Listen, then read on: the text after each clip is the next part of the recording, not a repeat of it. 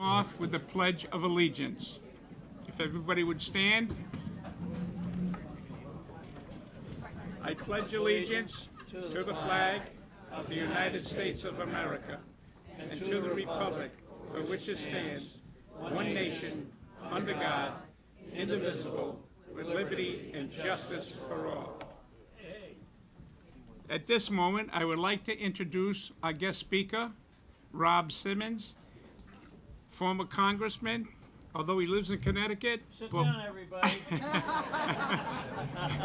But he's almost a Rhode Islander. He's on the border. So, Rod, thank you. Okay, thanks very much.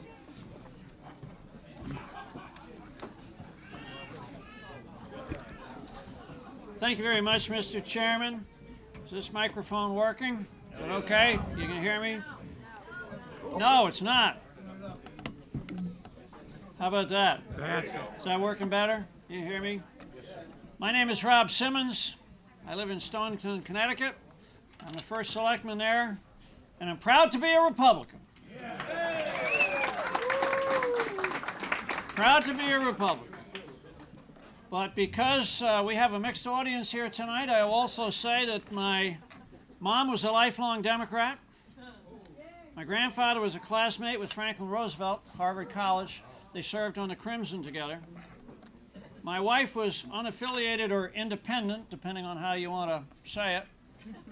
My lovely daughter and wonderful son are both Republicans, but the bottom line is I love them all. I love them all. I love my mom, my wife, my kids. I love them all. When I say I'm proud to be a Republican, you don't hear that a lot these days. But what comes to mind for me is when I was looking for a job after I came back from Vietnam, and I served there in the Army and in the CIA, I got a master's degree and sent resumes out to members of Congress, House and Senate. I got 7 responses total, none from my own delegation. 6 were no, and 1 was, we don't have a job, but we'd like to meet you since you're from Connecticut. And that was from John Chafee of Rhode Island. John Chafee of Rhode Island. I caught the train and went down to Washington, D.C. to meet him. His chief of staff was a guy called Lever Standing, wonderful guy, who had actually done his PhD dissertation on the Minor family in Stonington.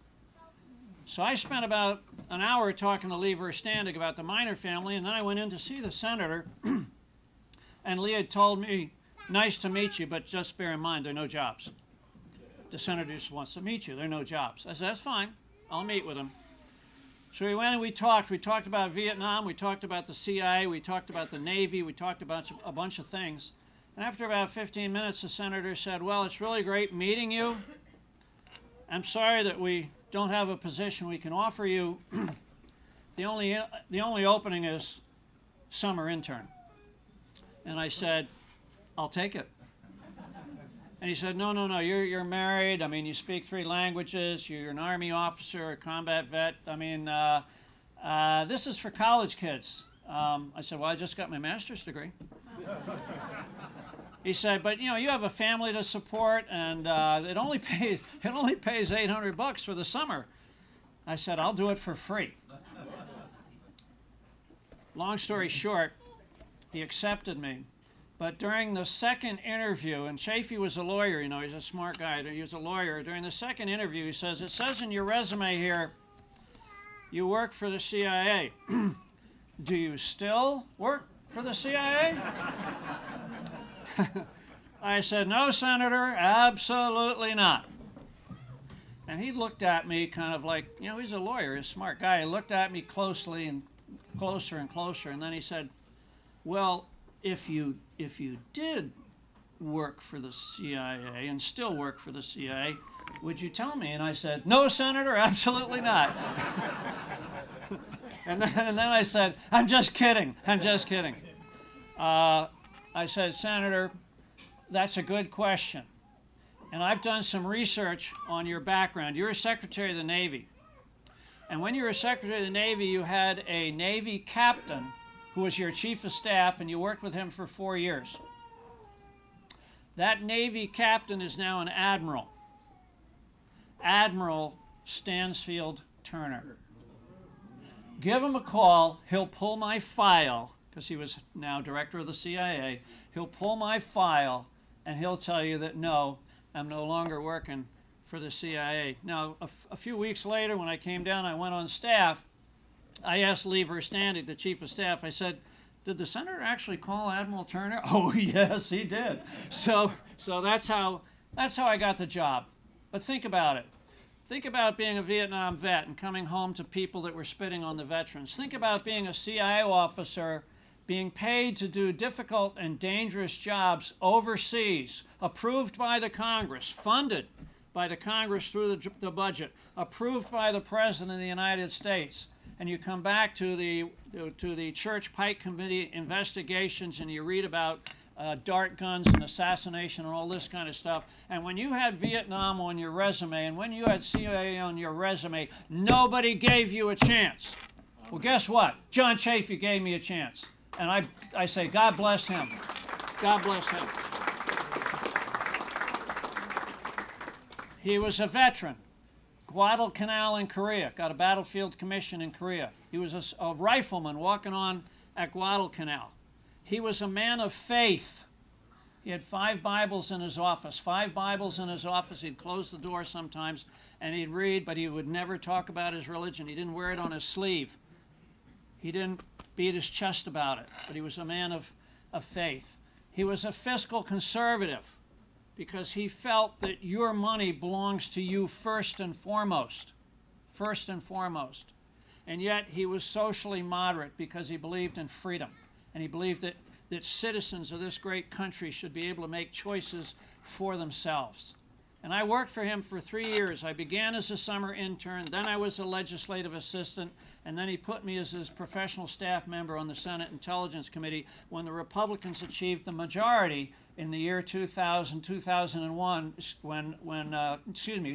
year 1980, 81, when the Republicans took the Senate. I was able to get that job. And that brings me to my second mentor and my second Republican who I was honored to work for and for whom my working for him was a gift. And that's Senator Barry Goldwater. Anybody hear of Senator Barry Goldwater?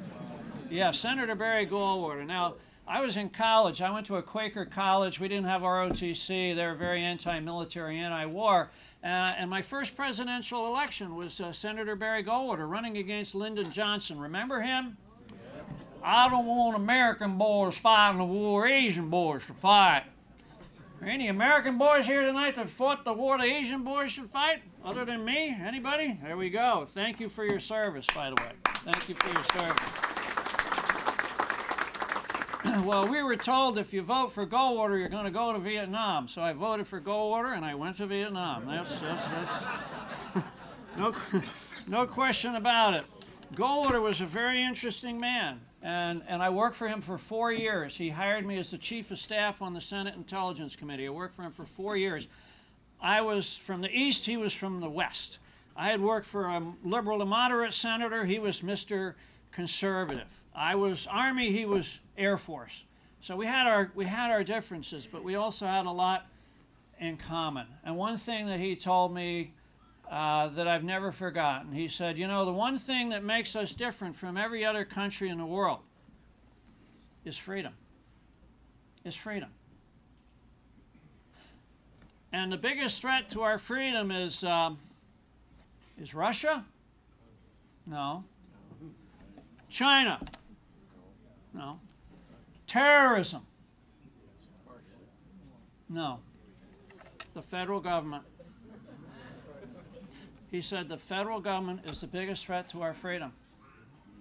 Because when the federal government reaches into your pocket, and with all due respect to my Democrat friends, I'll pull out an Abe Lincoln if that's okay.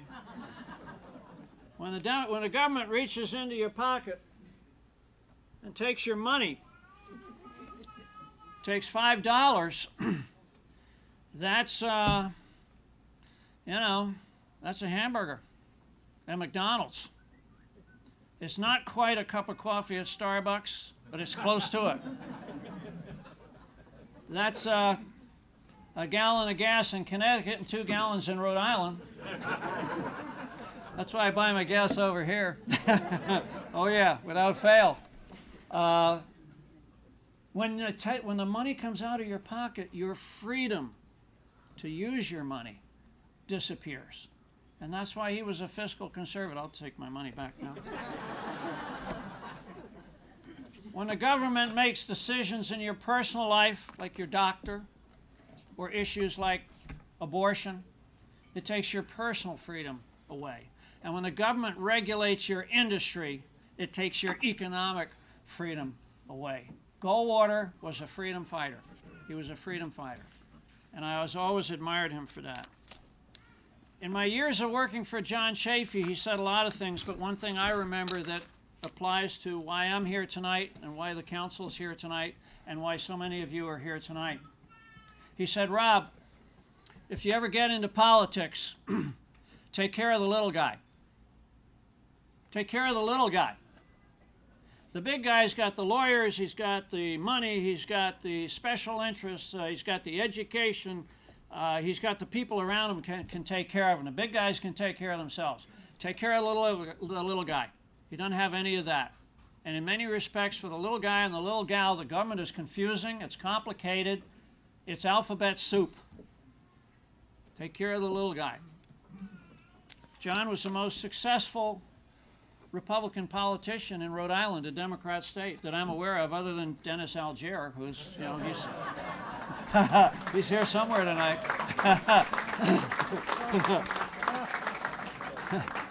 And I've been telling Dennis for 22 years, you ought to run for governor. He's been telling me, why don't you run for governor? I said, I'll do it if you do it, you know? It's kind of like a double dare. But anyway, he's younger than I am, so he's still got a shot. He'd be a great governor, I think. And that's true, Dennis. I'm not BSing you.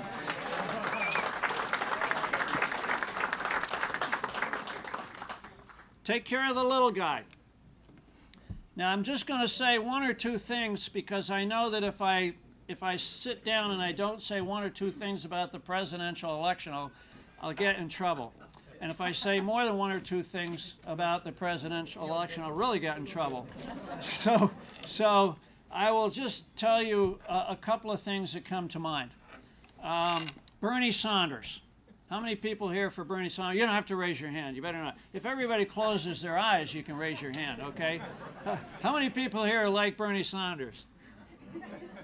Okay, I like Bernie Sanders. When I went to Congress, I met Bernie Sanders. He is a left-wing commie socialist right out of Vermont. You know, I mean, he is what he is. And I'm a center-right conservative Army guy. You know, he's anti-war. I'm not for war, but I fought a war. And he's anti-CIA, and I was in the CIA. I mean, there's just very little in common, except for one thing. Except for one thing. The New England Dairy Compact was up the year I was elected. And this was an economic mechanism that regulated the price of milk so the farmers got something of value for their milk. And the bulk distributors who made most of the profits had to kick back some of those profits to the farmer based on how the market went up and down. The Dairy Compact was awesome. And it was going to expire. And Bernie Sanders fought like crazy for that. And I did. And we worked together on that, because it affected the farm families in New England. And I'll give him credit for that.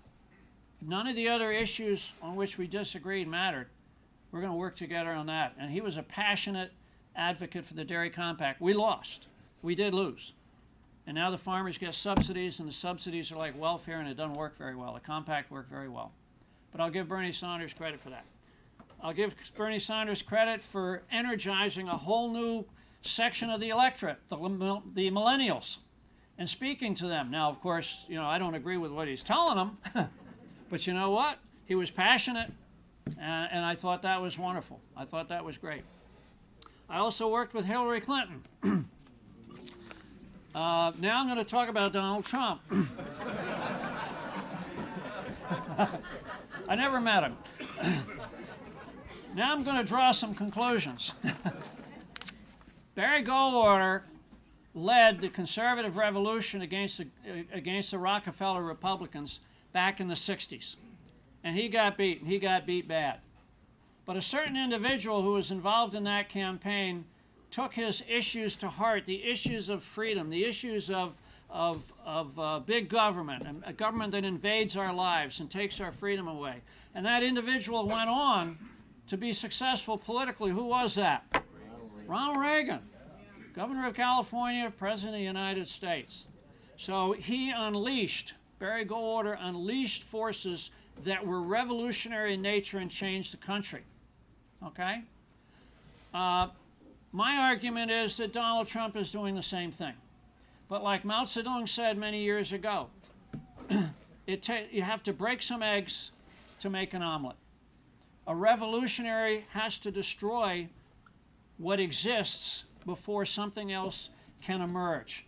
And I will argue whatever happens in November, in the election in November, whatever happens, the revolutionary forces have been unleashed, and there will be changes. There will be changes not only in the Republican Party, there will be changes in the Democrat Party, because I think what we've learned from the WikiLeaks and how the professional Democrat establishment treated Bernie Sanders and others is a compelling tale, and it's not a tale that we can be too proud about.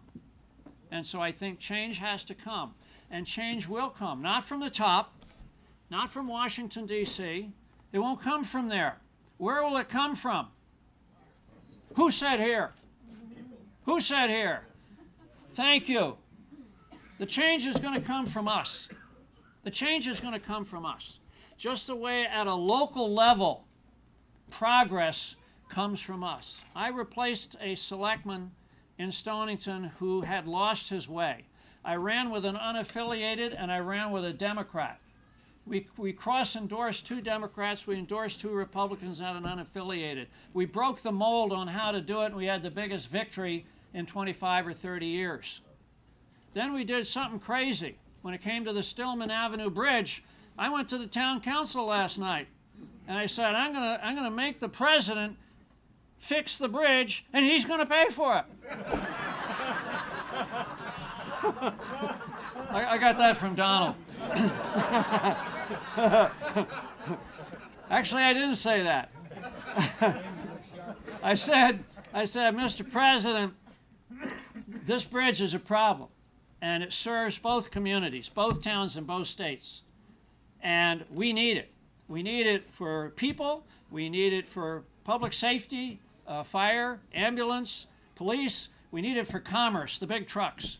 If that bridge closes and breaks down the way the White Rock Bridge did, we're going to be in a big pickle, and we're all going to look bad. So what we need to do is we need to research it, we need to work on it, we need to fix it, and we need to do it together.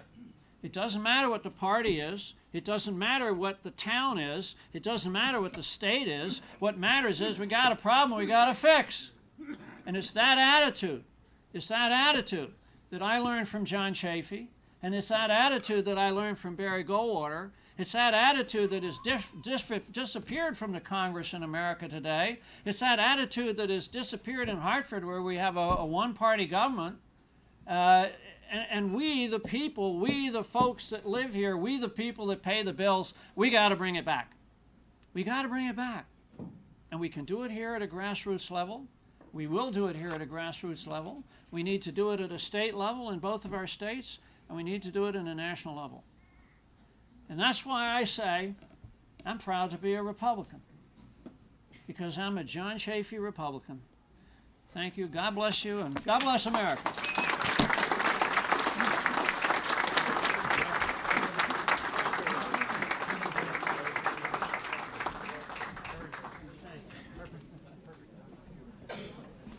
Thank you, Mr. Congressman.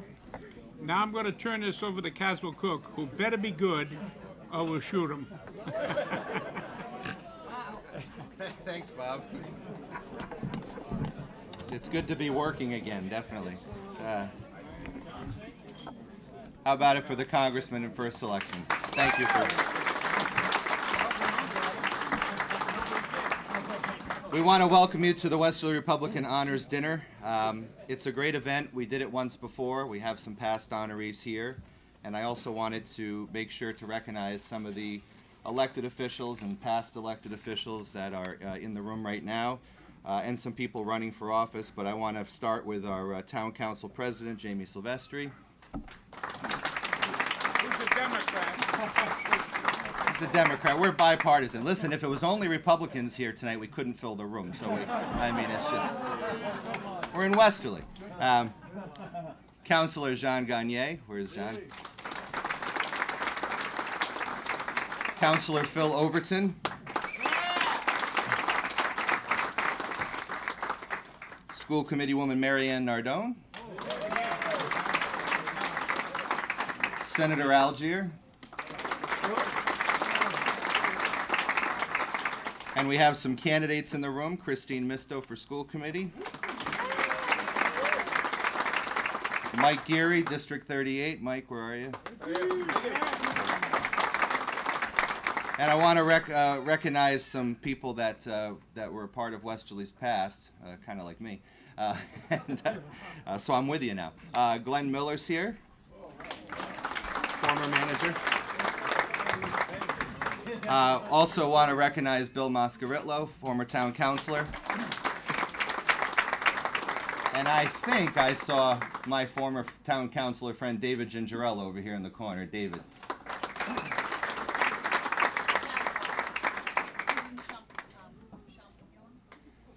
Where is Susan? Susan Champignon, town council candidate. So what we're going to do is we're going to eat dinner, and then it'll be my honor to introduce some of the people that are here tonight. And I just want to say who they are now, and you're all here for them. Richard Anthony.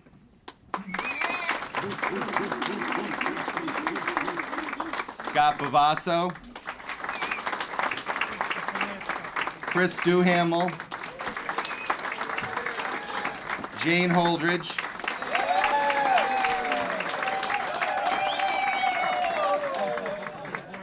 Charlie really stacked the deck tonight. Good job, Charlie. I gotta sell the most tables, he said the other day. And of course, Mary Jane Patriarca DeMeo, right over here in the front. So, I also want to, if we could pause for a minute before we eat, and just, there's a few people that were honored in the past that aren't here tonight that we lost, and if we could just remember for a moment Sam Falcone, Cindy Luzzy, and Patty Ahern. If we could take a moment, give them a round of applause first. And if we could just take a moment of silence before we eat to remember them.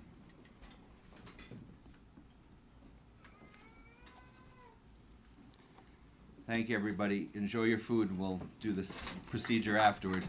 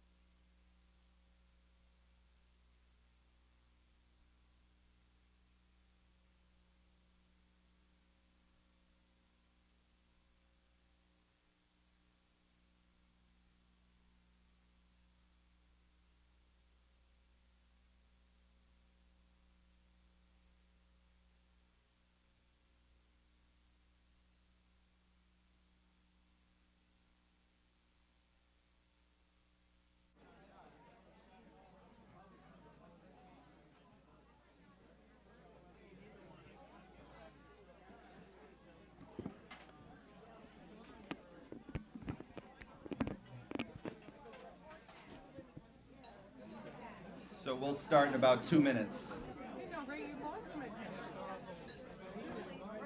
Okay, we'll start in 5 minutes. Sorry. Warning, you're a father, you should Can I know hear that. 7?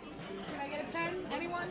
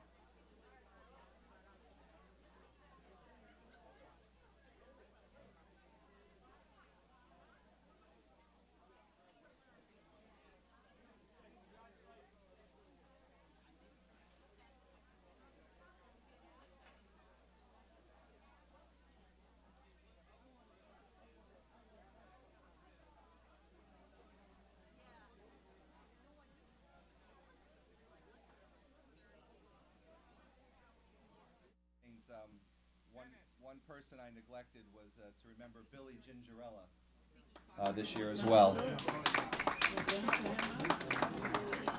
And I also definitely would be remiss if we didn't recognize someone sitting right here in front of the podium, Henry Nardone. Dennis, what do you want to do the plaques? Congressman, you want to do the plaques? No, I don't mind. I get a few votes here. Yeah, we'll give you 3. All right, so the first, I can't lean over the whole night. My neck is too long. Our first honoree tonight is Richard Dick Anthony. Now, this may take a minute, Congressman. I'm really pleased with all the people that are being honored tonight, because I definitely have a personal connection and story to each one of them, and it's an honor for me to be here, having served with a lot of these folks and having served with Dick Anthony on the council. The first time I met Dick Anthony, the first thing he said to me, I said, "Why are you running for office?" And do you remember what you said to me, Dick? He said, "Because Caswell people are pissed." And Dick ran for council, I think, 2 times before he was successful. And it wasn't the "people are pissed" line that got him elected. It was this T-shirt and bumper sticker. "If you don't vote Anthony, then you don't know Dick." I'm not lying. I'm not lying. You need it. And the second time he got elected, it was, "Now you know Dick, vote Anthony." Only he could get away with that, I think. Richard Anthony taught the town about things like OPEBs, other post-employment benefits, which I didn't know what that even meant. But in seriousness, he was definitely the person that was the go-to guy for finances. And I think it was while Dick was here that the bond rating for the town went up. Sorry, current council. Because it went down. It's supposed to be a joke. But I wanted to just make sure to say that everybody really appreciated his contribution to the Westerly Town Council, and to more than that. Dick served on the town council. He served for 4 years on the Vision 2020 board with Councilor Duhamel. He was on the Westerly Planning Board. Dick was on the Westerly Board of Finance, the Westerly Charter Revision Commission. He served as treasurer of the Weekapaug Fire District, treasurer and chairman of the Weekapaug Foundation for Conservation, commodore of the Weekapaug Yacht Club, and as a member of the Westerly Hospital Foundation. One of the things that's not written in here is that he was an author. He has a book. It made the Westerly Sun bestseller list 2 weeks in a row. It was great. Thank you, Dick.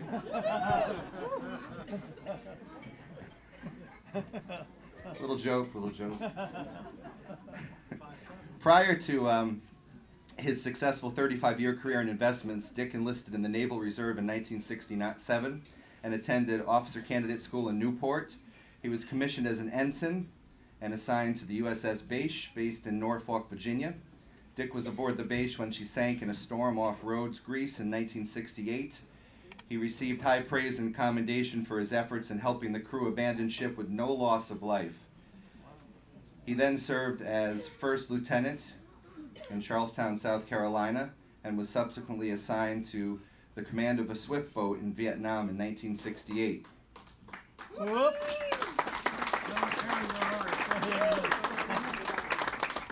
After numerous combat patrols, he joined Military Assistance Command Team in Vietnam as an advisor to the Vietnamese Naval Forces. He was discharged from active duty in 1967, promoted to lieutenant, and served on several reserve destroyers in New London, Connecticut until 1974, the year I was born. It's true, Dick. He was selected for lieutenant commander but resigned to devote his efforts to his family and business. Dick is married to Susan, his wife of 47 years. And has 2 children, 3 grandchildren, and a 4th on the way. So, and Dick, when he was fighting cancer, was just an inspiration to us that knew him and that served with him. And I know that was a really tough time and a life-changing time. And it was for us to watch you battle that and come out on the other side. And even during that time, he was on the town council, and he called into the town council meetings, and we had him live on the phone. And it was a tough thing for you, and it was a tough thing for all your friends. And so we commend you for all the things you've done in your life, and for that battle, and for all that you've done for Westerly. So, Richard Anthony, please come up, and Congressman will give you his award.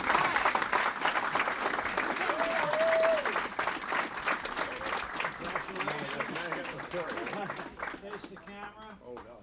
There's the camera right over there. Okay, everybody clap again.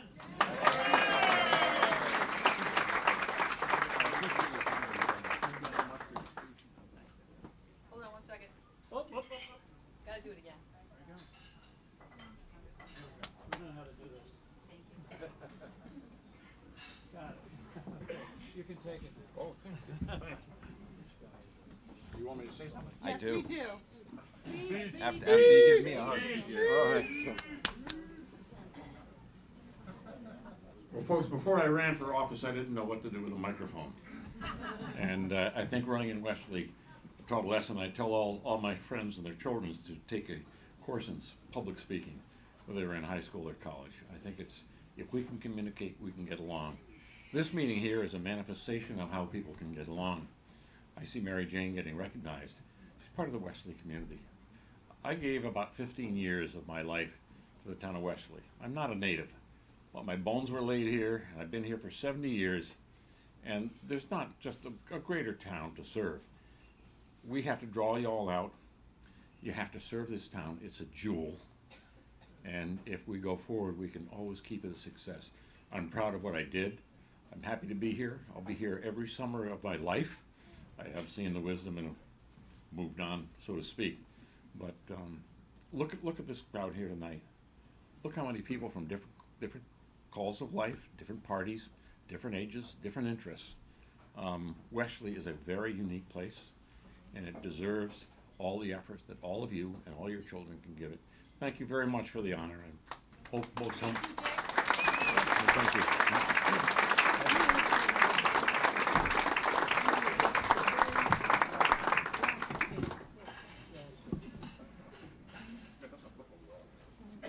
Our next honoree is Scott Bavasso, also known as Scotty Bavasso, and lovingly known as Scotty B.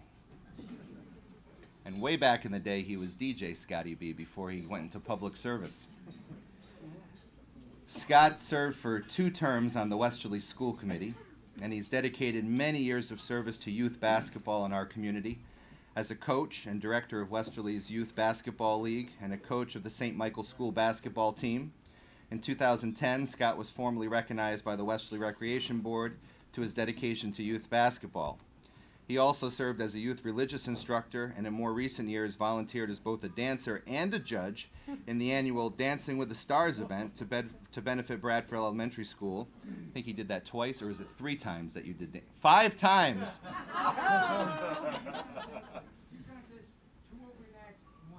And how many times did you win? Oh, well. And he also the supper table at Tower Street Community Center. Scott's currently employed as a manager bartender at the PV, Pleasant View Inn to you and me, and the Sea Goose Restaurant. The best thing about Scott Bavasso was his election tactics. While people like Chris Duhamel and I had to go door to door and beg people to vote for them, I said to Scotty the year he was going to run for school committee, he's like, Kaz, I'm running for school committee. And I said, well, you got to come to something and, like, tell people you're running. He goes, don't worry about it. And I said, well, Scott, I mean, we're going out and we're knocking on doors, and I got Duhamel giving candy bars out to get votes, and I mean, it was crazy. And Scott said, don't worry about it. And so the night before the election, he finally came to the Republican Town Committee meeting, which, as you know, are very exciting events, held on Thursday nights every month. You can come and be part of the fun. And so he came the night before. I said, Scott, I don't know what you're doing, but okay. And the next day, it was like landslide Bavasso. He's on the school committee. Because what I didn't realize is, like so many of us that actually had to go out and campaign and sort of say, this is who we are, this is what we do. Scott had just done that by just being Scott and doing what he's always done for all those years. And when you think about all the hundreds of kids that he had influenced being a coach and all the people that had benefited from his leadership, that was the base that elected him to the school committee 2 times. And that's a talent that's, it's hard because it's not natural for everyone to be able to have a natural base like Scott Bavasso does. And I know there's more things coming from Scott in the future. We're going to see his name back on the ballot. But tonight we wanted to pause, thank him for his years of service to the town committee, for running for office, for putting his name on the ballot, for coaching, and for just being a great partner to Westerly. So, Scotty Bavasso.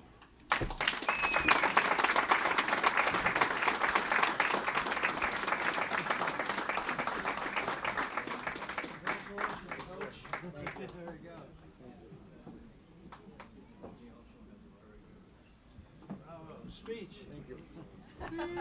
Thank you, sir. I didn't roast you too hard. No, that's good. It's good. First of all, this is special. I want to thank everybody. To be listed on the name of the other 4 recipients is really nice. I actually pulled out my favorite dress watch for this occasion. I haven't worn this in 5 years.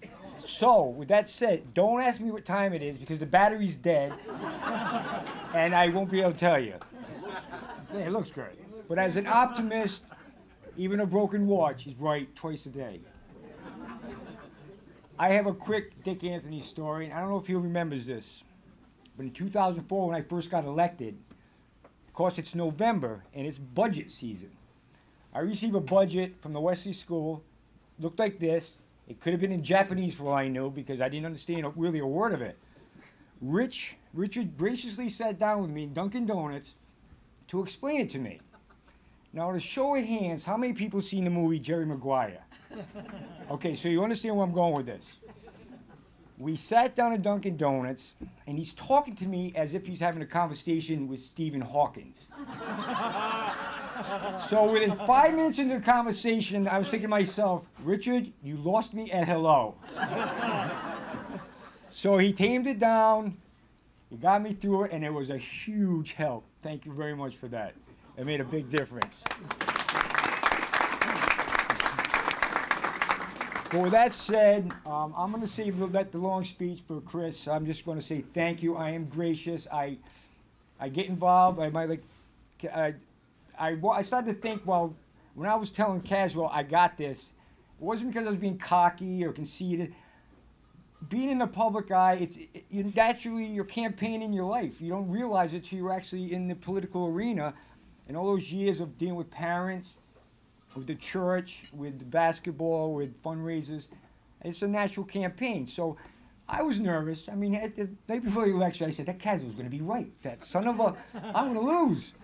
But fortunately, it worked out for my benefit. It was one of the greatest, and will be again, the greatest experience of my life. And thank you for your time, and enjoy the rest of the evening.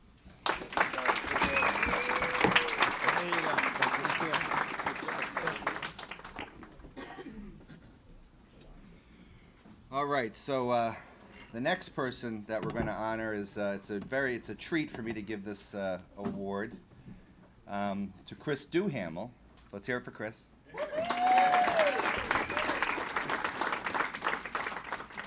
On the candy story, Chris ran in 2000 and he didn't win. He ran very hard, and so 2 years later he ran, and that's when he started reverse trick-or-treating, and it really worked. It paid off. He and I got elected the first year in 2002 with David Gingerella, who's sitting at the table. The three of us were the first three Republicans that had been put back on the council in a number of years. And Chris outlasted David and myself, and he has served 14 years on the town council, which is... And I know, Chris, I know why, because when we would sit there and Mrs. Douglas would come up to the podium. I love Pat. And she would say, Mr. Duhamel, I sat up there for 14 years, and now you can turn around and say, yeah, me too. So he did 14. The trouble was is that Pat came back a few years later, did 2 more, and she served 16. So you got to come back at some point, Chris, and do 2 more years. I always say that, first of all, Chris never likes a lot of public recognition. He never seeks public recognition. And he is definitely, of all, and no offense to anyone that served in all the years that we were there, but he's the hardest working town councilor that Westerly's ever had, as far as the amount of hours that he's put in. And so let me just tell you a little bit about Chris, the more formal part that's written. Chris has served on the Westerly Town Council since 2002, and he's a professional engineer. And I'll do a sidebar again. We were trying to put a septic system in at the town beach after Sandy, and it took like 3 years. So we could, the town just couldn't get it together to put a septic system in. Don't worry, Jamie, it was before your council. It's okay. And Chris has designed, 3,000 septic systems in the state of Rhode Island. He actually holds the record for designing the most septic systems in the state of Rhode Island, which is, that deserves a round of applause. And I don't want to go there and just to say that Chris Duhamel really knows his shit, but he does. I've been waiting for that. Sorry, your grandchildren are here. I apologize. Now I'll go back to the written part. His expertise supported the town public works and utilities improvements for water, sewer, and roadways. Chris has served on several of the key committees, including the rebuilding of the town highway garage, installation of the state-of-the-art Myox water treatment system, which took years, where he had, now the person that was I'm digressing again, I apologize. The person that was, and I don't know if she still is she still in charge? In charge of the water, her name is June Swallow. Like, I'm not lying. and she just didn't want to swallow the whole Myox thing, so it just, but somehow Chris pulled this off. I think our manager, Joe Turo, Dennis, I remember meeting Dennis Algier up at the State House, and he walked us into some room, and somehow it got done, but Chris Duhamel was the Myox man, and we all drank much better water because of Chris. I'll go back to the script. Yeah, he helped to rewrite the town comprehensive plan. He supported Stand Up for Animals building project. We won't talk about the dog park. It's a joke, it's a joke. Supported the police reserve training, supported Vision 2020 Westerly High School renovation project, to name a few. And he also worked to receive, and this is when Mary Jane was on the council, when then Senator Chafee, who, by the way, sends his regards to you, Chris, tonight. I'm joking. I'm not joking, actually. But we worked with him, and it was because of Chris that the town got $875,000 for that new water tank on Winnapaug Road. That's Chris that when you drive by that tank. So maybe now that he's going to be off the council, the next council can name that tank the Chris Duhamel Water Tower. I'd like to see that happen. He also got a $1.25 million settlement from National Grid to replace a well. Chris has been married to Aggie for 34 years and has 4 children and 4 grandchildren. So let's hear it for Aggie.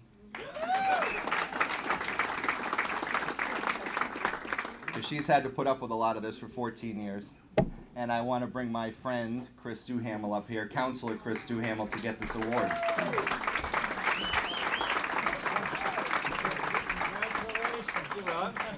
Don't leave. You gotta get the picture. A little closer now. Pretend Chris, you're you having love fun. this. Pretend you love this. Congratulations. Microphone. Speak now. Sure. Thanks, Cass. Thank you, Chris. Oh,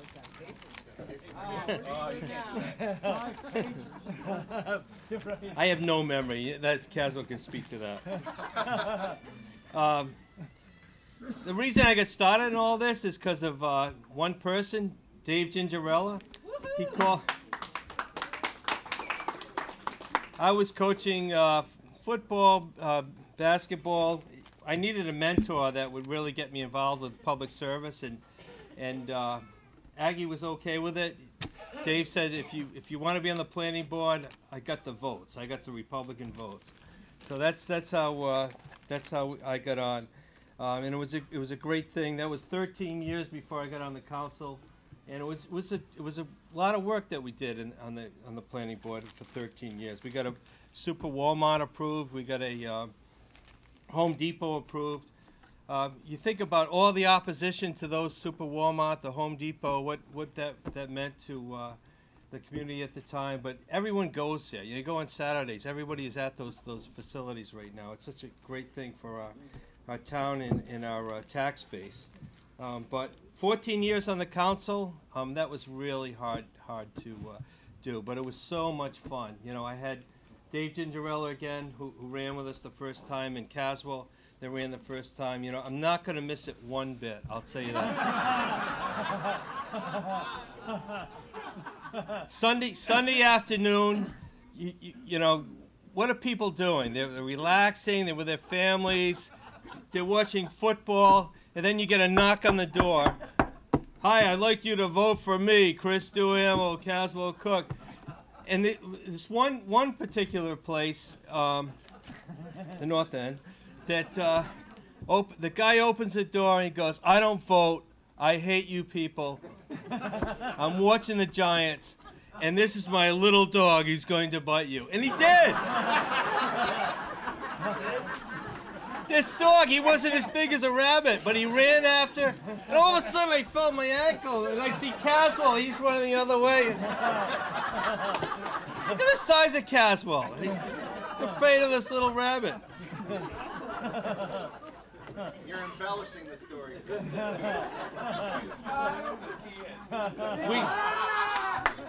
We did not quit, though. We went to the next house. We knocked on the door, and Caswell's got tears dripping down his eyes. "Will you vote for me?" We won. So I don't miss this year the campaigning and all, and I give a lot of credit to John and Phil and Jamie who are here tonight for keeping that going forward. But 14 years, there's a lot of turmoil. What are the numbers that went on? How many managers do we have in those 14 years? 6 managers. Pam Nolan, Joe Turco. What do they call Joe? He was the greatest guy in the town. They call him Vacation Joe. You can't win if you're a manager. Steve Harford, Sex in the Basement. Alleged.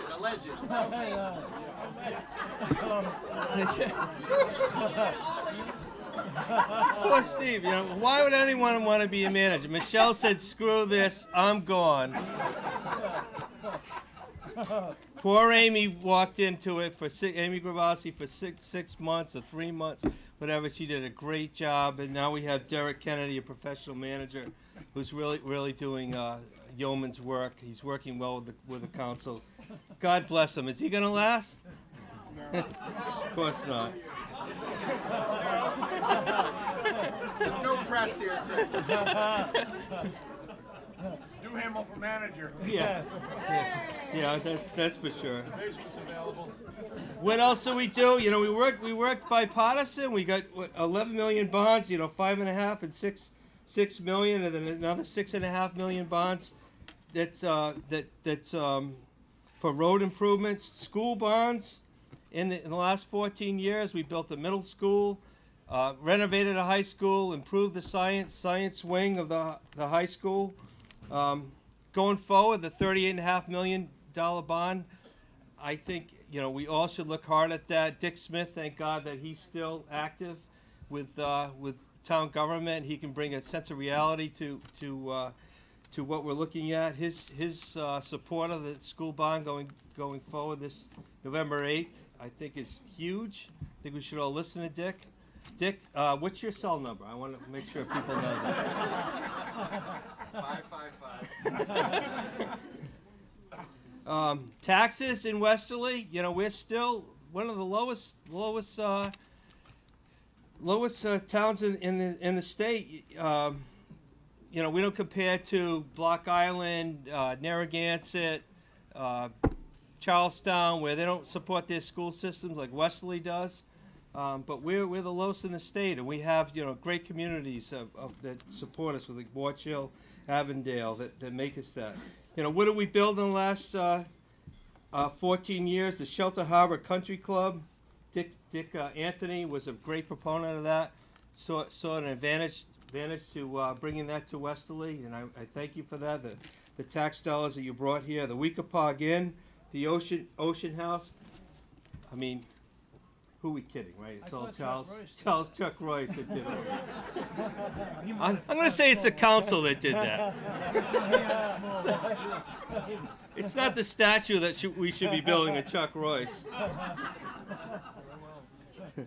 But one thing that we did, the Wesley crossings, that Caswell signed on and Sam Azzanero signed on. There's some big issues that we faced over the last 14 years. How much time do I have? 1 minute. 1 minute.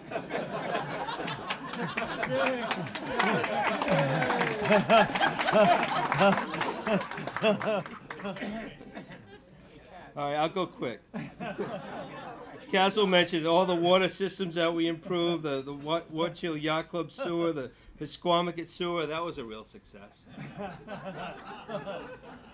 I think the biggest thing that in my 14 years that I worked on, I'm very proud of, is working out the solution for dogs on the beach. Every single meeting, dogs on the beach. Should they be out there or not out there? 2 legs or 4 legs?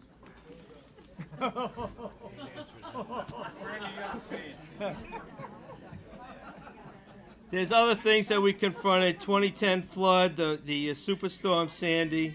You know, we got a list of things that we could go over, but you know, being on the council is really, really challenging, really, really hard work, really fun. As Caswell said, it's bittersweet leaving, but it's something that you know, you need a lot of energy for. And it's not just the Monday night meetings and being on the TV and all. You have to be vested. You have to go to the conference hearings, the neighborhood meetings. It's not the emails and all. It's not just showing up for that one meeting. You really have to be vested. And it takes something out of you a bit. And you got to have a lot of support.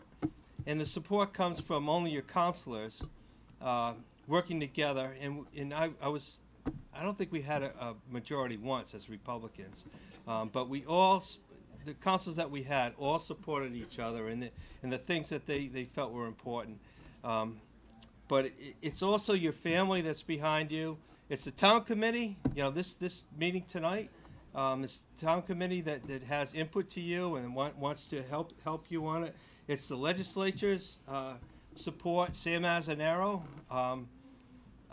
Brian Kennedy, Dennis Algier, their support at the State House that's needed. It's a community that's really, really helpful in needing that, and it's mostly your family. You know, when I started, my daughter had already graduated from high school. Now she has 3 grandchildren, Judy and Brant. And Jack graduated from high school. Judy and Jane, Jack and Jane, Joe and Jane.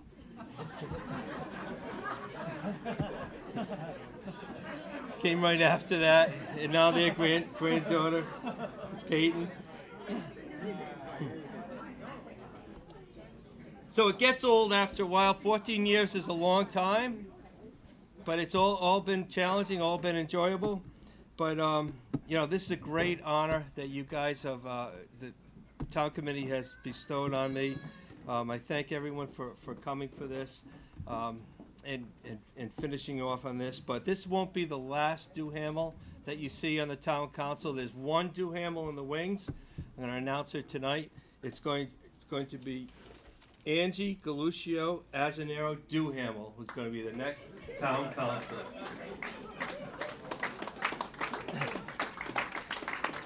There you go, my friend. Congratulations. Good job. Uh-oh. I lost my, getting so informal here, I lost my notes, which doesn't help. Oh, well, I'll take another one. So, the next person on the list is Jane Holdridge.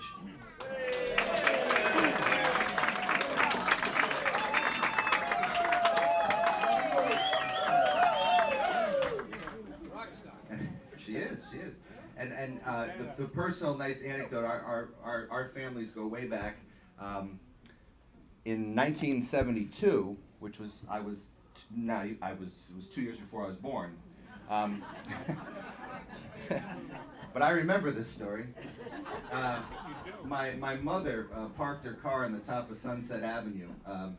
My grandmother's house was at 12 Sunset Avenue. And then the bottom of the Sunset Avenue goes out to Bay Street, and that's where Holdridge's garage is. And for some reason, my dad was late. So my mother ran in the house and didn't set the parking brake, and so the car went down the hill and into Holdridge's garage. And so, you know, that was a great introduction, and then I was born 2 years later, so we've been close for years, our families. I never asked Charlie if my mother paid for the damages or not, but... No, my father liked that. Oh, there you go, there you go, that works. I would definitely want to, there's a lot of reasons that Jane's going to get this award tonight, but one of them is she's been married to Charlie for 51 years. I mean, you know, come on, you get a bigger round of applause than that. I mean, we all hear Charlie's stories. She's got to hear them every day, so it's... But I love them. We always love the stories, and clearly Jane does, because she's stuck around a long time. And she's just been, ever since I've been involved in the town committee, which hasn't been as long as many of you have, but it's probably been the last, I don't know, 20 years maybe. There's just always only a certain amount of people that you can count on to always be there and to always help and to always do things. And Jane is just one of those people that's always there. You know, I always say that in a town that has 24,000 people, there's really about 300 that actually get involved and do stuff. I mean, that's probably true in any town. You know, when you go to those fundraisers, you go to those events, you see the same people, and you always see the Holdridges, and you always see Jane, and so we're very thankful for that. She's an advocate for education. She served on the Westerly Education Endowment Fund, WEEF, board from 2007 to 2011, and currently serves on WEEF's advisory committee, where she coordinates highly successful fundraising events like the Comedy Caravan. She was a 10-year member of the State Street PTO and served as president for 2 of those years, and was one of the original board members of VIEWS, Volunteers in Education Westerly Schools. Along with Charlie, Jane raised a majority of the funds for the lighting of the Westerly High School football field. She's currently co-owner of Holdridge House and Cottage Rentals in Watch Hill, and is a member of the Ocean Community Chamber of Commerce. Jane graduated from Hull High School in Massachusetts, has taken a variety of CCRI courses. In addition to homemaker, Jane has worked as a secretary for the former Cottrells as an interior decorator. She's an active member of the Westerly Republican Town Committee for many years, as well as her parish, St. Clair Church. And Jane has 2 children, 7 grandchildren, and as I said, has been married to Charlie for 51 years. So,